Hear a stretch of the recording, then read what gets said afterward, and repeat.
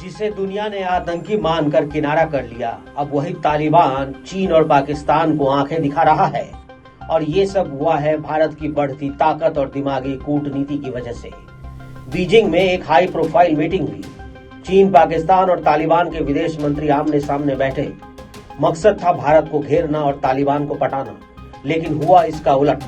तालिबान ने चीन और पाकिस्तान की चालों को ठुकरा दिया और साफ कहा, अगर ज्यादा बोले तो भारत से भी बुरा हाल कर देंगे। हाल में ही बीजिंग में चीन और पाकिस्तान के विदेश मंत्रियों के साथ अफगानिस्तान के विदेश मंत्री आमिर खान मुत्तकी की अहम मुलाकात हुई।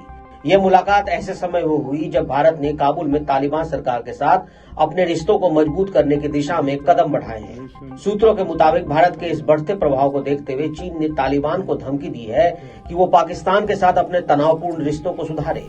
चीन के इस दबाव का असर दिखने लगा था कि पाकिस्तान के विदेश मंत्री बीजिंग दौरे पर पहुंच गए और वहां तालिबान के आमिर खान मुत्तकी से मुलाकात करी। ये मुलाकात न केवल क्षेत्रीय समीकरणों को बदलने की कोशिश है, बल्कि इसके पीछे एक बड़ा मकसद भी छिपा है। चीनी विदेश मंत्री वांग यी ने तालिबान के विदेश मंत्री की मुलाकात पाकिस्तान के विदेश मंत्री इशाक डार से करवा दी। मुत्तकी और डार ने इस्लामाबाद और काबुल में एक दूसरे के राजदूतों की नियुक्ति करने पर सहमति जताई और माना कि दोनों देश अब संबंधों को ठीक करेंगे। चीनी विदेश मंत्री ने तालिबान को बाहरी हस्तक्षेप के प्रति सतर्क रहने का आगाह किया। हालांकि उन्होंने किसी देश का नाम नहीं लिया, लेकिन बाहरी हस्तक्षेप का साफ तौर पर मानना है कि यह भारत की तरफ इशारा करता है। अफगानिस्तान ने और चाइना ने बिल्कुल एक ही यानी यूनिटी के साथ हमारे साथ इसका अज़्म किया कि वो ईटीएम हो, वो टीटीपी हो, वो बीएलए हो, वो मजीद ब्रिगेड हो, कोई भी नाम हो, terrorism will not be allowed to stay in these countries.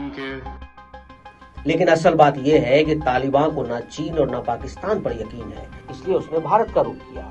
और इसलिए ये खबर भी आई कि अफगानिस्तान भी अब पाकिस्तान की ओर जाने वाले पानी को रोकने के लिए डैम बनाने की तैयारी कर रहा है।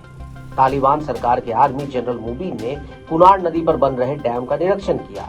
इसलिए पाकिस्तान अब ये हाय तौबा कर रहा है, क्योंकि उसने पहलगाम में आतंकियों को भेजकर अपने पैरों पर कुल्हाड़ी मार ली है। कूटनीतिक हो या जंग का मैदान, भारत की ताकत को अब कोई नजरअंदाज नहीं कर सकता। और यही नया भारत है जो दोस्ती निभाता है और दुश्मनी नहीं भूलता। चीन पाकिस्तान की जोड़ी अब भारत के सामने अफगानिस्तान में भी अलग थलग पड़ती दिख रही है। तालिबान का ये रुख साफ बताता है कि भारत अब सिर्फ एक पड़ोसी नहीं, बल्कि इस पूरे क्षेत्र का सबसे बड़ा निर्णायक खिलाड़ी बन रहा है।